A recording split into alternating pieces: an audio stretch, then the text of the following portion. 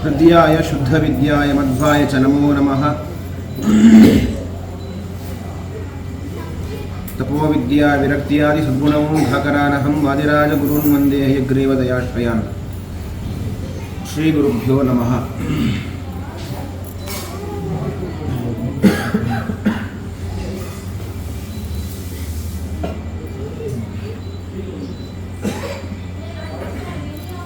ನಾವೆಲ್ಲ ಇವತ್ತು ಕಲಿಯುಗದಲ್ಲಿ ಇದ್ದೇವೆ. ಈ ಕಲಿಯುಗ ಹೇಳುವಂಥದ್ದು ಸಾಧನೆ ಮಾಡಲಿಕ್ಕೆ ಬಹಳ ಕಷ್ಟ. ಈ ಕಲಿಯುಗದಲ್ಲಿ ಈ ಒಳ್ಳೆಯ ಕೆಲಸವನ್ನು ಮಾಡಬೇಕು ಅಂತ ಹೊರಟಾಗ ವಿಘ್ನಗಳು ಜಾಸ್ತಿ. ಶ್ರೇಯಾಂಸಿ ಬಹುವಿಘ್ನಾನಿ ಸಂಭವಂತಿ ಕಲಯುಗೆ ಅಂತ ಹೇಳಿ, ಅದು ಒಳ್ಳೆಯ ಕೆಲಸವನ್ನು ಮಾಡಲಿಕ್ಕೆ ಹೊರಟಾಗಲೇ ವಿಘ್ನಗಳು ಬರುವುದು, ಮತ್ತು ಒಳ್ಳೆಯವರಿಗೆ ಜಾಸ್ತಿ ವಿಘ್ನಗಳು ಬರುವುದು. ನೀವು ಕೆಟ್ಟ ಕೆಲಸವನ್ನು ಮಾಡಲಿಕ್ಕೆ ಹೊರಟಾಗ ವಿಘ್ನಗಳು ಬರುವುದಿಲ್ಲ ಸಾಮಾನ್ಯವಾಗಿ.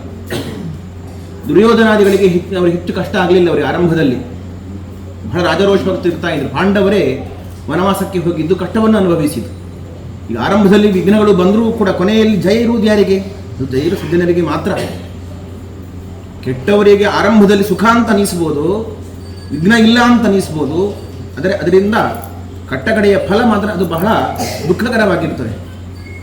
ಹಾಗಾಗಿ ಯಾರಿಗೆ ವಿಘ್ನ ಬರುತ್ತೆ ಅಂಥವ್ರು ಮಾಡ್ತಾ ಇರೋ ಕೆಲಸ ಒಳ್ಳೆಯದು ಅಂತ ನಾವು ಅಂದುಕೊಳ್ಬೇಕು. ನಾವು ಶ್ರೇಯಸ್ಸಾಗೋ ಕೆಲಸವನ್ನು ಮಾಡ್ತಾ ಇದ್ದೇವೆ ಅಂತ ನಾವು ಅಂದುಕೊಳ್ಬೇಕು. ನಮಗೆ ವಿಘ್ನ ಬರ್ತಾ ಉಂಟು ಅಂತಂದರೆ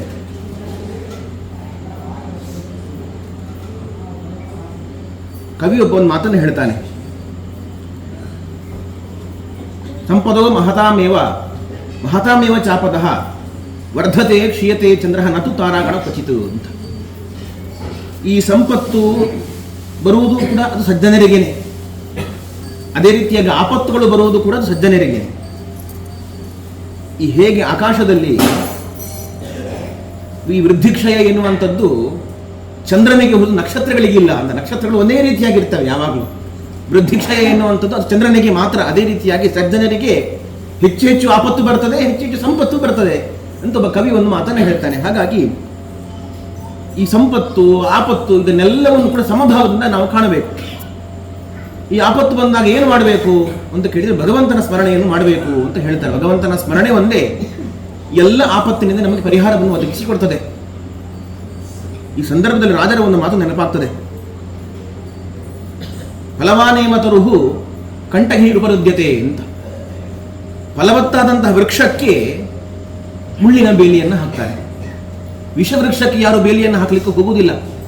ವಿಷವೃಕ್ಷಕ್ಕೆ ಯಾರು ವಿಷದ ಫಲವನ್ನು ಬಿಡುವ ಮರಕ್ಕೆ ಯಾರು ಕೂಡ ಕಲ್ಲು ಎಸಲಿಕ್ಕೆ ಹೋಗುವುದಿಲ್ಲ. ಕಲ್ಲು ಎಸೆಯುವುದು ಯಾವುದಕ್ಕೆ ಅಂತ ಹೇಳಿದರೆ ಒಳ್ಳೆಯ ಫಲವತ್ತಾದಂತಹ ಸಿಹಿಯಾದಂತಹ ಹಣ್ಣಿರುವಂತಹ ವೃಕ್ಷಕ್ಕೆ ಕಲ್ಲು ಎಸೀತಾರೆ. ಅದೇ ರೀತಿಯಾಗಿ ಸಜ್ಜನರಿಗೇನೆ ಹೆಚ್ಚು ಹೆಚ್ಚು ಆಪತ್ತುಗಳು ಬರುವುದು, ಸಜ್ಜನರಿಗೇನೆ ಹೆಚ್ಚು ಹೆಚ್ಚು ಕಷ್ಟಗಳು ಬರುವುದು. ಹಾಗಾಗಿ ಅಂಥವರು ಹೇಗಿರ್ತಾರೆ ಅಂತ ಕೇಳಿದರೆ ನಮ್ಮ ಇತಿಹಾಸವನ್ನ ಪುರಾಣವನ್ನೆಲ್ಲ ಗಮನಿಸುವಾಗ ಗೊತ್ತಾಗ್ತದೆ ಅವರು ಹೇಗಿರ್ತಾರೆ, ಈ ಆಪತ್ತುಗಳನ್ನೆಲ್ಲ ಹೇಗೆ ಎದುರಿಸ್ತಾರೆ ಅಂತ. ಆಪತ್ತುಗಳು ಬರುತ್ತೆ, ಬರುವಂತಹ ಆಪತ್ತುಗಳನ್ನು ಅವರು ಚೆನ್ನಾಗಿ ಎದುರಿಸ್ತಾರೆ. ಈ ಉದಾಹರಣೆಗೆ ಹೇಳುವುದಾದ್ರೆ ಪಾಂಡವರ ಕಥೆಯನ್ನೇ ನೋಡೋಣ. ಪಾಂಡವರಿಗೆ ಎಷ್ಟೆಲ್ಲ ಆಪತ್ತುಗಳು ಬರಲಿಲ್ಲ. ಪಾಂಡವರು ಹುಟ್ಟಿದಾಗಿನಿಂದ ಆರಂಭಿಸಿ ಕಟ್ಟಕಡೆಯದಾಗಿ ಅವರಿಗೆ ಮಹಾಭಾರತ ಯುದ್ಧ ಮುಗಿಯುವ ತನಕನೂ ಕೂಡ ಕಷ್ಟದಲ್ಲೇ ಎಲ್ಲ ಕಾಲವನ್ನು ಕಳೆದರು. ಕಷ್ಟವ ಅಂತ ಕೇಳಿದ್ದು ಅವರು ಕಷ್ಟವೇ ಅಲ್ಲ. ಯಾಕೆ? ಜೊತೆಯಲ್ಲಿ ಕೃಷ್ಣ ಇದ್ದ. ಕೃಷ್ಣನ ಸಾಕ್ಷ್ಯ ಇರಬೇಕಾದ್ರೆ, ಪಾಂಡವರಿಗೆ ಕೃಷ್ಣ ಜೊತೆಗೆ ಇರಬೇಕಾದ್ರೆ ಅದು ಯಾವ ಆಪತ್ತುಗಳು ಕೂಡ ಅವರಿಗೆ ಆಪತ್ತು ಅಂತ ಅನಿಸಲೇ ಇಲ್ಲ. ಎಲ್ಲವೂ ಸಂಪತ್ತಾಗಿ ಅವರಿಗೆ ಪರಿವರ್ತನೆ ಆಯಿತು. ಅದಕ್ಕೆ ಕುಂತಿದೇವಿ ಹೇಳಿದಂಥ ಮಾತು ವಿಪದಃ ಸಂತು ನ ಶಾಶ್ವತ ಅಂತ. ನಮಗೆ ಹೆಚ್ಚು ಹೆಚ್ಚು ವಿಪತ್ತುಗಳು ಬರಲಿ ಅಂತ ಕೃಷ್ಣನ ಪ್ರಾರ್ಥನೆಯನ್ನು ಮಾಡಿದರು. ಈ ವಿಪತ್ತು ಬಂದ ಪ್ರತಿಯೊಂದು ಸಂದರ್ಭದಲ್ಲಿ ಕೂಡ ಕೃಷ್ಣ ಜೊತೆಯಲ್ಲಿ ಇದ್ದಂತೆ ಈ ಪಾಂಡವರ ಕಷ್ಟವನ್ನು ಪರಿಹರಿಸಬೇಕು ಅಂತ. ಸಂಪತ್ತು ಬಂದರೆ ನಾವು ದೇವರನ್ನು ಮರೆತು ಬಿಡುತ್ತೇವೆ, ದೇವರ ಸ್ಮರಣೆ ಬರುವುದಿಲ್ಲ. ಸುಖವು ಬಂದರೆ ಎನ್ನಿಂದ ಆಯಿತು, ದುಃಖವು ಬಂದರೆ ಹರಿಯ ವ್ಯಾಪಾರ ಅಂತ ಅಂದುಬಿಡ್ತೇವೆ ನಾವು. ಒಳ್ಳೆಯದಾದರೆ ಎಲ್ಲ ನಾನೇ ಮಾಡಿದ್ದು, ಕೆಟ್ಟದಾದರೆ ಎಲ್ಲ ದೇವರ ವ್ಯಾಪಾರ, ಏನು ಮಾಡೋದು, ಹಿಂಗಾಗೋಯ್ತು ನಮ್ಮ ಪರಿಸ್ಥಿತಿ ನೋಡಿ ಬರ್ಬಾದಾಗೋಯ್ತು ಅಂತ ಎಲ್ಲ ದೇವರ ಮೇಲೆ ಹಾಕಿಬಿಡ್ತೇವೆ ನಾವು. ಅದಕ್ಕೆ ಹೇಳುವುದು ಎಲ್ಲವೂ ಕೂಡ ಭಗವದ್ ಅಧೀನವಾಗಿದೆ. ನಮ್ಮ ಎಲ್ಲ ತಾಪತ್ರಯಗಳಿಂದಲೂ ಕೂಡ ನಮ್ಮನ್ನು ಪರಿಹಾರ ಮಾಡುವನು, ನಮ್ಮನ್ನು ಉದ್ಧರಿಸುವವನು ಶ್ರೀಹರಿ ಹೇಳುವಂತಹ ಒಂದು ಭಾವ ನಮ್ಮಲ್ಲಿ ವಿಶ್ವಾಸ ಅದು ಇದ್ದಾಗ, ನಮ್ಮೊಳಗೆ ಇದ್ದಾಗ ಮಾತ್ರ ಈ ಆಪತ್ತುಗಳಿಂದ ವಿಪತ್ತುಗಳಿಂದ ನಮಗೆ ಹೊರಗೆ ಬರಲಿಕ್ಕೆ ಸಾಧ್ಯ. ಪುಟ್ಟ ಬಾಲಕ ಪ್ರಹ್ಲಾದನಿಗೆ ಅಷ್ಟೆಲ್ಲ ಆಪತ್ತು ಬಂದದ್ದು ಯಾರಿಂದ? ತನ್ನಪ್ಪನಿಂದಲೇನೆ, ಬೇರೆ ಯಾರಿಂದೂ ಅಲ್ಲ. ಯಾರೋ ಮೂರನೇ ವ್ಯಕ್ತಿಗಳು ಬಂದು ಅಥವಾ ಉಗ್ರಗಾಮಿಗಳು ಭಯೋತ್ಪಾದಕರು ಬಂದು ಅವನ ಪ್ರಹ್ಲಾದನಿಗೆ ಬಂದ ಆಪತ್ತನ್ನು ಕೊಟ್ಟದ್ದಲ್ಲ. ಆ ಪ್ರಹ್ಲಾದನಿಗೆ ತನ್ನ ತಂದೆಯೇ ಉಗ್ರಗಾಮಿಯಾಗಿದ್ದ, ತನ್ನ ತಂದೆಯೇ ಭಯೋತ್ಪಾದಕನಾಗಿದ್ದ. ಅಷ್ಟೆಲ್ಲ ಆಪತ್ತುಗಳನ್ನು ಕೊಟ್ಟ, ಪರ್ವತದಿಂದ ಅವನನ್ನು ಕೆಳಗೆಸೆದ,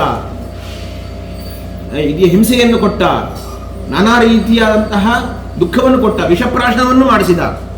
ಇಷ್ಟೆಲ್ಲ ಆಪತ್ತನ್ನು ತಂದೆಯೇ ಕೊಟ್ಟರೂ ಕೂಡ ಪ್ರಹ್ಲಾದನಿಗೆ ಯಾವುದೇ ಅದು ಆಪತ್ತು ಅಂತ ಅನಿಸಲಿಲ್ಲ. ಪ್ರತಿಯೊಂದು ಕಟ್ಟದಿಂದಲೂ ಕೂಡ ಪಾರಾಗಿ ಬರ್ತಿದ್ದ.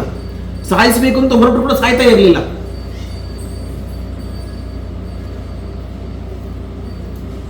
ಯಾರೊಬ್ರು ಕೇಳಿದ್ರು ಅಂದ್ರೆ ಪ್ರಹ್ಲಾದ ನಂತರ, ಯಾಕೆ ನೀನು ಈ ರೀತಿಯಾಗಿ ನಿನ್ನ ಅಪ್ಪನ ಇಷ್ಟೆಲ್ಲ ಹಿಂಸೆ ಕೊಡ್ತಾ ಇದ್ರು, ಮತ್ತೆ ಮತ್ತೆ ನೀನು ಬದುಕಿ ಬರ್ತಾ ಇದ್ದೀಯಾ, ಏನೂ ಆಪತ್ತಿಲ್ಲದೇನೆ ಮತ್ತೆ ನೀನು ಎದ್ದು ಬರ್ತಾ ಇದ್ದೀಯಾ, ಹೇಗೆ ಅಂತ.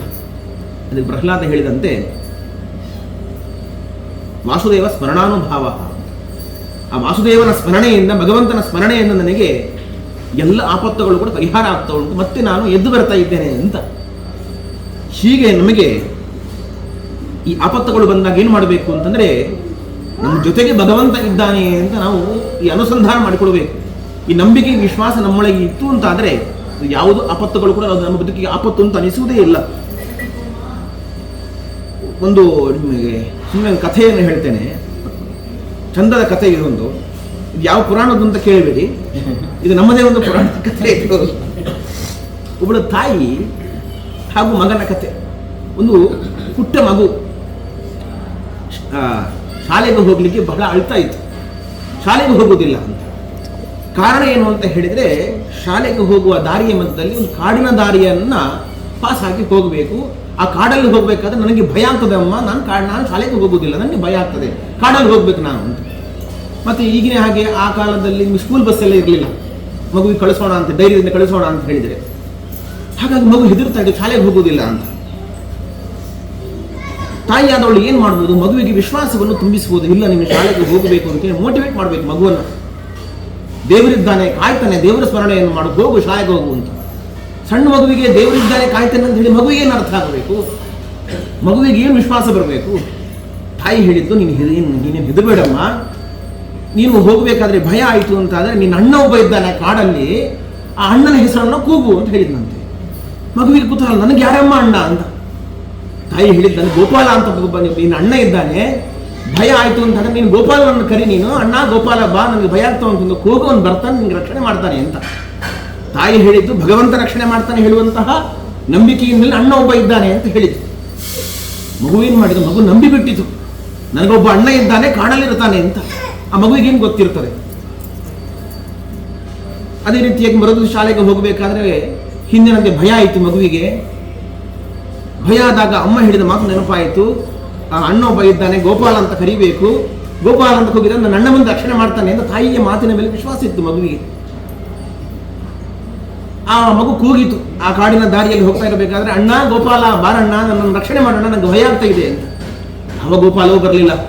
ಎಷ್ಟು ಕೂಗಬೇಕು ಮಗು, ಯಾವ ಗೋಪಾಲ ಬರಬೇಕು ಕಾಡಲ್ಲಿ ಕೂಗಿದ್ರೆ, ಯಾವ ಗೋಪಾಲನೂ ಬರಲಿಲ್ಲ. ಮಗು ಕೂಗ್ತಾ ಇದೆ, ಅಣ್ಣ ಗೋಪಾಲ ಬಾರಣ್ಣ ಬಾರಣ್ಣ, ರಕ್ಷಣೆ ಮಾಡೋಣ, ನನಗೆ ಭಯ ಆಗ್ತಾ ಇದೆ ಅಣ್ಣ ಅಂತ. ಆ ಮಗು ಗೋಗರಿತಾ ಇದೆ, ಅಳುತ್ತಾ ಇದೆ. ಇಷ್ಟಾಗಬೇಕಾದ್ರೆ ದೇವರಿಗೆ ಕನಿಕರ ಬಂತು. ಇಷ್ಟು ಭಯದಿಂದ ಕೂಗ್ತಾ ಇದೆ ಮಗು ರಕ್ಷಣೆ ಮಾಡಬೇಕು ನಾನು ಅಂತೇಳಿ ಆ ದೇವರು ಒಂದು ಮನುಷ್ಯ ರೂಪದಿಂದ ಬಂದು ಮಗುವಿಗೆ ಸಮಾಧಾನ ಮಾಡಿದಂತೆ. ಅಪ್ಪ ಅಳುಬೇಡಪ್ಪ ನೀನು ಅಂತ. ಮಗುವಿಗೆ ಖುಷಿ ಆಯ್ತು, ನನ್ನ ಅಣ್ಣ ಗೋಪಾಲಣ್ಣ ಬಂದ ಅಂತ. ಮಗುವನ್ನ ಕಾಡಿನ ದಾರಿಯನ್ನು ಕರ್ಕೊಂಡು ಹೋದ. ಶಾಲೆಗೆ ಹೋಯಿತು ಮಗು. ಹೀಗೆ ಪ್ರತಿನಿತ್ಯವೂ ಕೂಡ ಕಾಡಿಗೆ ಹೋಗುವಾಗ ಗೋಪಾಲಣ್ಣ ಅಂತ ಕರೆಯುವುದು, ಈ ದೇವರು ಬರೋದು, ಮಗುನ ಕರ್ಕೊಂಡು ಹೋಗೋದು, ಶಾಲೆಗೆ ಬಿಡೋದು, ಈ ವ್ಯಾಪಾರ ನಡೀತಾ ಇತ್ತು. ಒಂದು ದಿವಸ ಏನಾಯಿತು, ಶಾಲೆಯಲ್ಲಿ ಗುರುಗಳೇ ಹೇಳಿದ್ರಂತೆ, ನೀವು ನಾಳೆ ಶಾಲೆಗೆ ಬರಬೇಕಾದ್ರೆ ಒಂದು ತಂಬಿಗೆ ಹಾಲು ತರಬೇಕು ಅಂತ. ಮಗುವಿಗೆ ಈಗ ಒಂದು ತಂಬಿಗೆ ಹಾಲು ತರಬೇಕು ಅಂತ ಹೇಳಿದಾಗ ಮಗುವಿಗೆ ಬಹಳ ಮನಸ್ಸಿಗೆ ಬೇಸರ ಆಯಿತು. ಮನೆಯಲ್ಲಿ ಕಿತ್ತು ತಿನ್ನುವ ಬಡತನ, ತನಗೆ ಕುಡಿಲಿಕ್ಕೆ ಹಾಲಿಲ್ಲ, ಇನ್ನು ಶಾಲೆಗೆ ಒಂದು ತಂಬಿಗೆ ಹಾಲು ತಗೊಂಡು ಹೋಗು ಅಂದರೆ ನಾನು ಎಲ್ಲಿಂದ ಹಾಲು ತಗೊಂಡು ಹೋಗಬೇಕು? ಮಗುವಿಗೆ ಯೋಚನೆ ಆಯ್ತಂದ್ರೆ ಏನು ಮಾಡಲಿ. ಈಗ ಅಮ್ಮನ ಹತ್ರ ಕೇಳಿದರೆ ಅಮ್ಮ ನನಗೆ ಹಾಲು ಕೊಡುವುದಿಲ್ಲ ಕುಡಿಲಿಕ್ಕೆ, ಇನ್ನು ಶಾಲೆಗೆ ಒಂದು ತಂಬಿಗೆ ಹಾಲು ಎಲ್ಲಿಂದ ಕೊಡ್ತಾಳೆ ಹೇಳಿ ಯೋಚನೆ ಮಾಡಿದಂತೆ. ಮಗುವಿಗೆ ಒಂದು ವಿಶ್ವಾಸ, ನನ್ನ ಅಣ್ಣ ಗೋಪಾಲ ಒಬ್ಬ ಇದ್ದಾನೆ, ಗೋಪಾಲ ಹತ್ರ ಕೇಳ್ತೇನೆ ನಾನು ಅಂತ. ಶಾಲೆಗೆ ಹೋಗಬೇಕಾದ್ರೆ ಅಣ್ಣ ಗೋಪಾಲ ಅಂತ ಕರೆದ. ದೇವರು ಬಂದ, ಅಣ್ಣ ನನಗೆ ಇವತ್ತು ಒಂದು ತಂಬಿಗೆ ಹಾಲು ಬೇಕಣ್ಣ ಅಂತ. ನಮ್ಮ ಗುರುಗಳೇ ಹೇಳಿದ್ದಾರೆ, ಒಂದು ತಂಬಿಗೆ ಹಾಲು ತರಲಿಕ್ಕೆ ಹೇಳಿದ್ದಾರೆ ಶಾಲೆಗೆ ಅಂತ. ದೇವರು ಒಂದು ತಂಬಿಗೆ ಹಾಲು ಕೊಟ್ಟ ಮಗುವಿಗೆ. ನೋಡಿ ಮಗುವಿನ ವಿಶ್ವಾಸ ನೋಡಿ ಹೇಗಿತ್ತು ಅಂತ. ದೇವರಿದ್ದಾನೆ ನನ್ನ ಜೊತೆ ಅಂತ. ಆ ಮಗು ಒಂದು ತಮ್ಮಿಗೆ ಹಾಲು ತಗೊಂಡು ಶಾಲೆಗೆ ಹೋಯಿತು. ಶಾಲೆಯಲ್ಲಿ ಗುರುಗಳು ಏನು ಮಾಡಿದರು, ಎಲ್ಲ ಮಕ್ಕಳಿಗೆ ಈ ಹಾಲನ್ನು ಹಂಚಬೇಕು ಅಂತ ಹೇಳಿ ತಂಬಿಗೆಯನ್ನು ಬಗ್ಗಿಸಿದರು. ಬಗ್ಗಿಸಿದ್ರೆ ಹಾಲು ಖಾಲಿ ಆಗ್ತಿಲ್ಲ, ಒಂದು ತಂಬಿಗೆ ಹಾಲು ಖಾಲಿ ಆಗ್ತಾ ಇಲ್ಲ. ಸುರಿತಾನೇ ಇದೆ ಅಕ್ಷಯ ಪಾತ್ರೆ ಅದು. ಆ ಹಾಲು ಸುರಿತಾನೆ ಇದೆ. ಆ ಗುರುಗಳಿಗೆ ಆಶ್ಚರ್ಯ ಆಯಿತು. ಇದು ಏನು ಅಂತಿನ ತಂಬಿಗೆ ಅಲ್ಲ, ಇದರಲ್ಲಿ ಏನೋ ಇದೆ, ನೀನು ಎಲ್ಲಿಂದ ತಂದು ಈ ಹಾಲನ್ನು, ಈ ತಂಬಿಗೆ ಎಲ್ಲಿದ್ದು ಅಂತ ಮಗುವನ್ನು ಕೇಳಿದರು. ಗುರುಗಳು ಕೇಳಿದರು. ಮಗು ಹೇಳ್ತು, ನನ್ನ ಅಣ್ಣಮ್ಮ ಇದ್ದಾನೆ ಕಾಡಲ್ಲಿ ಗೋಪಾಲ ಅಂತ ಹೇಳಿ, ಗೋಪಾಲ ಕೊಟ್ಟ ಹಾಲು ಇದು ಅಂತ. ಅಧ್ಯಾಪಕರಿಗೆ, ಆ ಗುರುಗಳಿಗೆ ಆಶ್ಚರ್ಯ ಆಯಿತು. ನೀನು ಇರುವುದು ಒಬ್ಬನೇ ಮಗಪ್ಪ, ನಿನ್ನ ಅಪ್ಪಮ್ಮನಿಗೆ ಇನ್ನೊಬ್ಬ ಅಣ್ಣ ಇದ್ದಾನೆ ಅಂತ ಹೇಳ್ತಿ, ಯಾರದು ಕಾಡು, ಯಾವ ಕಾಡು, ನೀನು ಏನು ಹೇಳ್ತಾ ಇದ್ದೀಯಾ, ಅರ್ಥ ಆಗ್ತಿಲ್ಲ ಅಂತೇಳಿ ಆ ಮಗುವಿನ ತಾಯಿಯನ್ನು ಬರ್ಲಿಕ್ಕೆ ಹೇಳ್ತಾರೆ. ತಾಯಿಯನ್ನು ಬರ್ಲಿಕ್ಕೆ ಹೇಳಿ, ಏನು ನಿಮ್ಮ ಮಗು ಹೀಗೆ ಹೇಳ್ತಾ ಇದ್ದಾನೆ, ಯಾರೋ ಒಬ್ಬ ಅಣ್ಣ ಇದ್ದಾನಂತ ಹೇಳ್ತಾನೆ, ನಿಮ್ಗೆ ಒಬ್ಬನೇ ಮಗ ಇದ್ದಾನೆ, ಗೋಪಾಲ ಯಾರು ಅಂತ. ಇಂಟ್ರೆಸ್ಟಿಂಗ್ ಸ್ಟೋರಿ ನೋಡಿ. ತಾಯಿಗೆ ಆಶ್ಚರ್ಯ ಆಯಿತು. ಹೌದಾ, ಹಾಗೆ ಹೇಳಿದ್ ನಮ್ಮ ಮಗು ಅಂತ. ನಾನೇ ಹೇಳಿದ್ದೆ ಗೋಪಾಲನ ಕರಿ ಅಂತ ಹೇಳಿ, ನನ್ನ ದೇವರನ್ನೇ ಕರಿ ಅಂತ ಹೇಳಿದೆ, ನನ್ನ ಮಗುವಿಗೆ ದೇವರು ಒಂದು ಬಿಟ್ನಾ ಅಂತ ಹೇಳಿ ತಾಯಿಗೆ ಆಶ್ಚರ್ಯ ಆಯ್ತು. ಅಂದ್ರೆ ನಾವು ಇಷ್ಟು ದೇವರ ಸ್ಮರಣೆ ಮಾಡ್ತೇವೆ, ನಮ್ಗೆ ದೇವರು ಒಲಿಲ್ಲ, ನಮ್ಗೆ ದೇವರು ಕಾಣಿಸಿಕೊಳ್ಳಲಿಲ್ಲ, ನಮ್ಗೆ ದೇವರು ಬಂದು ರಕ್ಷಣೆ ಮಾಡಿದ ಅಂತ ಅನಿಸ್ಲಿಲ್ಲ ನಮಗೆ. ಆ ಪುಟ್ಟ ಮಗು ಆ ವಿಶ್ವಾಸದಲ್ಲಿ ಇರೋದಕ್ಕೆ ದೇವರು ಬಂದು ರಕ್ಷಣೆ ಮಾಡಿದ್ನ ಅಂತೇಳಿ ತಾಯಿಗೆ ಆಶ್ಚರ್ಯ ಆಯ್ತಂತೆ. ಹೀಗೆ ನಾವು ವಿಶ್ವಾಸದಲ್ಲಿ ನಾವು ದೇವರನ್ನು ಕರೆದರೆ ಖಂಡಿತ ನಮ್ಮ ಜೊತೆಗೆ ಇರುತ್ತಾನೆ. ಜಗನ್ನಾಥದಾಸರು ಹೇಳ್ತಾರೆ, ಕಣ್ಣಿಗೆ ಎವೆಯೆಂದದಿಗೆ ಇಂಥ ಕಣ್ಣಿಗೆ ಕಣ್ಣಿನ ರಪ್ಪೆ ಹೇಗೆ ರಕ್ಷಣೆ ಮಾಡ್ತಾರೋ ಹಾಗೆ ನಮ್ಮ ಜೊತೆಗಿದ್ದು ನಮ್ಮ ಪ್ರತಿಯೊಂದು ಆಪತ್ತಿನಿಂದಲೂ ಕೂಡ ದೇವರು ನಮ್ಮ ರಕ್ಷಣೆ ಮಾಡ್ತಾನೆ ಅಂತ ಹೇಳುವುದಕ್ಕೆ ಈ ಕಥೆ ನಮಗೆ ಸಾಕ್ಷಿಯಾಗ್ತದೆ. ಹಾಗಾಗಿ ಸದಾಕಾಲ ಹೃದಯದಲ್ಲಿ, ನಮ್ಮ ಅಂತರಂಗದಲ್ಲಿ ಭಗವಂತನ ಸ್ಮರಣೆಯನ್ನು ಮಾಡಬೇಕು, ಭಗವಂತನ ಅನುಸಂಧಾನವನ್ನು ಮಾಡಬೇಕು. ಅದು ನಮ್ಮ ಎಲ್ಲ ತಾಪತ್ರಯಗಳಿಗೂ ಪರಿಹಾರ. ಅದನ್ನೇ ವಾದಿರಾಜ ಗುರು ಸಾರ್ವಭೌಮರು ಈ ಒಂದು ರಂಗನಾಥನ ಕ್ಷೇತ್ರಕ್ಕೆ ಬಂದಾಗ ರಂಗನಾಥನ ಸ್ತೋತ್ರ ಮಾಡಿತ್ತು. ಹಾಗೆ ಆ ರಂಗನಾಥನ ಹತ್ರ ಏನು ಕೇಳಬೇಕು, ಏನು ಪ್ರಾರ್ಥನೆ ಮಾಡಬೇಕು ನಾವು? ಯಥಾ ಶ್ರಿಯಾ ತ್ವಂ ಸತತಂ ರಂಗಕ್ಷೇತ್ರೇ ವಿರೂರಚಃ ತಥಾ ಹರೇ ಮೇಂತರಂಗೆ ರಂಗನಾಥ ವ್ಯರೋಚಯ. ನೀನು ಈ ರಂಗಕ್ಷೇತ್ರದಲ್ಲಿ ನೀನು ಲಕ್ಷ್ಮೀದೇವಿಯಿಂದ ಸಹಿತನಾಗಿ ಇದ್ದುಕೊಂಡು ನೀನು ಶೋಭಿಸ್ತಾ ಇದ್ದೀಯ. ಹೇಗೆ ನೀನು ರಂಗಕ್ಷೇತ್ರದಲ್ಲಿ ಲಕ್ಷ್ಮೀದೇವಿ ಜೊತೆಯಲ್ಲಿ ಇದ್ದೀಯೋ ಅದೇ ರೀತಿಯಾಗಿ ನನ್ನ ಅಂತರಂಗದಲ್ಲಿ ನೀನು ಈ ಸದಾಕಾಲ ನೀನು ಶೋಭಿಸಬೇಕು, ವಿರಾಜಿಸಬೇಕು ಅಂತ ಹೇಳಿ ಆ ರಂಗನಾಥನನ್ನು ಪ್ರಾರ್ಥನೆ ಮಾಡ್ತಾನೆ. ರಂಗ ಅಂದರೆ ಕೇವಲ ರಂಗಕ್ಷೇತ್ರದಲ್ಲಿ ಮಾತ್ರ, ನಮ್ಮ ಅಂತರಂಗದಲ್ಲಿ ಬಂದಾಗ ಮಾತ್ರ ನಮ್ಮ ಬದುಕಿಗೊಂದು ಸಾರ್ಥಕ. ನಾವು ರಂಗಕ್ಷೇತ್ರಕ್ಕೆ ಬಂದಿದ್ದೇವೆ, ರಂಗನಾಥನನ್ನು ನೋಡಿದ್ದೇವೆ, ಬದುಕಿಗೆ ಸಾರ್ಥಕ್ಯವಾ ಅಂತ ಕೇಳಿದರೆ ಇಷ್ಟಕ್ಕೆ ಸಾರ್ಥಕ್ಯ ಇಲ್ಲ.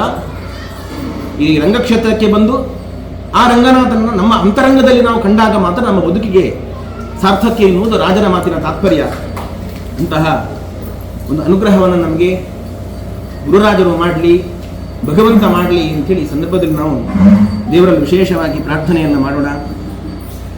ಇವತ್ತಿನ ದಿವಸ ಹಾಗೂ ನಿನ್ನೆ ದಿವಸ ಹಾಗೂ ನಾಳೆ ದಿವಸ ಇಲ್ಲಿ ತ್ರಿಕಾಲದಲ್ಲಿ 3 ದಿನಗಳ ಪೂಜೆ ನಮ್ಮ ರಂಗನಾಥನ ಕ್ಷೇತ್ರದಲ್ಲಿ ಕೃಷ್ಣ ಅವರ ಸೇವೆ, ವಿಶೇಷವಾದ ಸೇವೆ. ಅದು ಉಡುಪಿ ಕೃಷ್ಣನಿಗೂ ಹಾಗೂ ರಂಗನಾಥನಿಗೂ ಸಂಬಂಧ ಉಂಟು. ಹೇಗೆ ಹೇಳಿದರೆ ನಮ್ಮ ಕೃಷ್ಣ ಅವರಿಂದ, ನಮ್ಮ ಶ್ರೀರಂಗನ ಕೃಷ್ಣ ಅವರಿಂದ. ಹಾಗಾಗಿ ವಿಶೇಷ ಸೇವೆಯನ್ನು ಅವರು ಮಾಡಿದ್ದಾರೆ. ಜೊತೆಯಲ್ಲಿ ಮಗಳ ಕನ್ಯಾದಾನವನ್ನು ಕೂಡ ಮಾಡಿದ್ದಾರೆ. ಎಲ್ಲ ನಿಮಿತ್ತವನ್ನು ಒಟ್ಟು ಮಾಡಿಕೊಂಡು ರಾಜನ ಮೇಲಿನ ಒಂದು ವಿಶೇಷವಾದ ಶ್ರದ್ಧೆ, ವಿಶೇಷವಾದ ಭಕ್ತಿ, ಒಳ್ಳೆಯ ದೀಕ್ಷೆ ಆಯ್ತಾರೆ ಅವರಿಗೆ ರಾಜರ ರುಜಿತದ ಬಗ್ಗೆ. ಆ ರುಜಿತದ ಬಗ್ಗೆ ದೀಕ್ಷೆ ಅಂದರೆ ಅದು ಯಾರ ಹತ್ರನೂ ಅವರ ಹತ್ರ ವಾದ ಮಾಡಲಿಕ್ಕೆ ಸಾಧ್ಯ ಇಲ್ಲ. ವಿದ್ವಾಂಸರನ್ನು ಕೂಡ ಈ ಋತುತ್ವ ವಿಷಯದಲ್ಲಿ ಸೋಲಿಸ್ತಾರೆ, ಅವರನ್ನು ಒಪ್ಪಿಸ್ತಾರೆ ಬೇಕಾದ್ರೆ, ಅವ್ರ ಋತುತ್ವವನ್ನು ಅವರು ಒಪ್ಪಿಕೊಂಡು ಹೋಗಬೇಕಾದ್ರೆ ಅಷ್ಟು ಸಿದ್ಧಾಂತ ದೀಕ್ಷೆ ಇದೆ ಅವರಿಗೆ. ಮತ್ತೆ ಒಳ್ಳೆಯ ಸಂಸ್ಕಾರವನ್ನು ಕೊಟ್ಟಿದ್ದಾರೆ ಮಕ್ಕಳಿಗೆ ಎಲ್ಲ. ಅದು ಇದೇ ರೀತಿಯಾಗಿ ನಿಮ್ಮ ಅಂತರಂಗದಲ್ಲಿ ಈ ಶ್ರದ್ಧೆ, ದೀಕ್ಷೆ, ಹರಿಗುರುಗಳ ಭಕ್ತಿ ನಿರಂತರವಾಗಿ ಇರಲಿ. ದೇವರ ಸೇವೆಯನ್ನು, ಗುರುಗಳ ಸೇವೆಯನ್ನು ನಿರಂತರವಾಗಿ ಮಾಡುವ ಶಕ್ತಿಯನ್ನು ಭಗವಂತ ಕರುಣಿಸಲಿ ಅಂತ ಹೇಳಿ ನಾವು ವಿಶೇಷವಾಗಿ ದೇವರಲ್ಲಿ ಪ್ರಾರ್ಥನೆ ಮಾಡ್ತೀವಿ.